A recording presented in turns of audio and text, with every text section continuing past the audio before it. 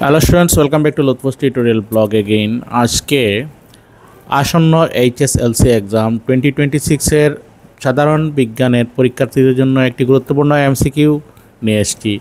আজকে আমাদের আলোচনা হবে চ্যাপ্টার 9 হেরিডিটি অ্যান্ড ইভলিউশন, অর্থাৎ বংশগতি এবং বিবর্তন। এই অধ্যায় থেকে কিছু গুরুত্বপূর্ণ এমসিকিউ। চলুন ভিডিওটি শুরু করি। প্রথম প্রশ্ন, মেন্ডেল তার বিখ্যাত সংকরণ পরীক্ষা নিচের কোনটির উপর করেছিলেন? এখানে 4টি অপশন দেওয়া আছে। কো আম গাছ, খ বাদাম গাছ, গ হলো মটর গাছ, আর গ হচ্ছে অর্কিড। এই প্রশ্নের সঠিক উত্তর হবে অপশন গ মটর গাছ। এবার চলে আসছি পরবর্তী প্রশ্নে।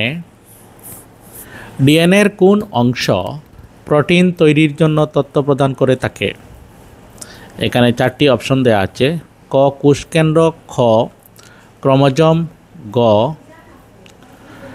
ট্রেট, আর গ হচ্ছে জিন। সঠিক উত্তর হবে অপশন ঘ জিন।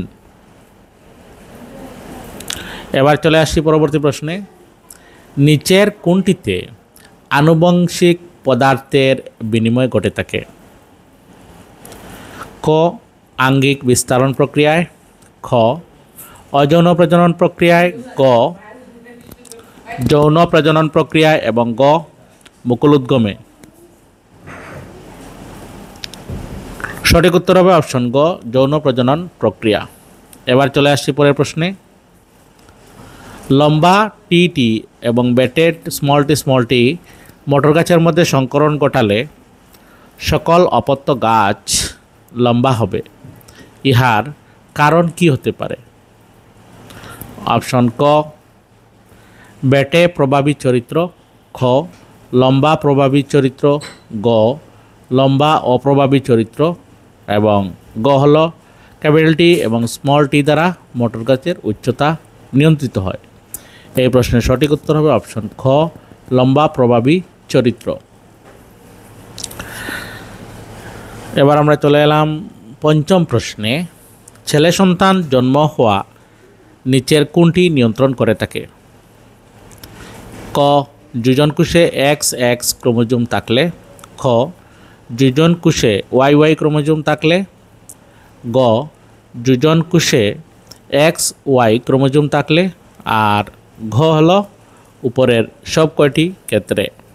এই প্রশ্নের সঠিক উত্তর হবে অপশন গ যুজন কোষে XY ক্রোমোজোম থাকলে ছেলে সন্তান জন্ম হবে। পরের প্রশ্নে চলে এলাম। জীবের যে কোনো একটি চরিত্র নিচের কোনটির দ্বারা প্রভাবিত হয়ে থাকে? ক মাত্র পিতৃ এবং পিতৃর ডিএনএ, খ মাতৃর ডিএনএ, গ দুইটি পিতৃমাতৃর ডিএনএ, আর ঘ কোনোটিই নয়। এই প্রশ্নের সঠিক উত্তর হবে অপশন গ দুটি পিতৃমাতৃ ডিএনএ। এবার চলে আসছি পরের প্রশ্নে।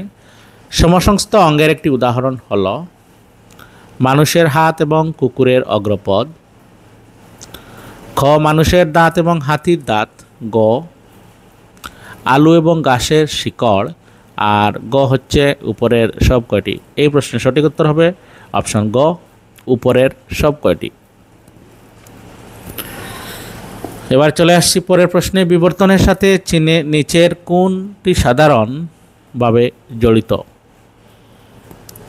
অপশন ক আছে একজন চীনা স্কুলের ছাত্র, খ একটি শিম্পাঞ্জি, গ একটি মাকড়সা, আর গ হচ্ছে একটি ব্যাকটেরিয়া। এই প্রশ্নের সঠিক উত্তর হবে অপশন ক একজন চীনা স্কুলের ছাত্র। এবার চলে আসছি পরের প্রশ্নে। মানুষের উৎপত্তি হয়েছিল ক এশিয়া, ক আফ্রিকা, গ অস্ট্রেলিয়া, আর গ হচ্ছে ইউরোপ। এই প্রশ্নের সঠিক উত্তর হবে অপশন ক এশিয়া। আজকের এই ভিডিওর শেষ প্রশ্ন। মেন্ডেলের দ্বিসংকরণ ক্রসের ফেনোটাইপিক অনুপাত নিম্নোক্ত কোনটি হবে?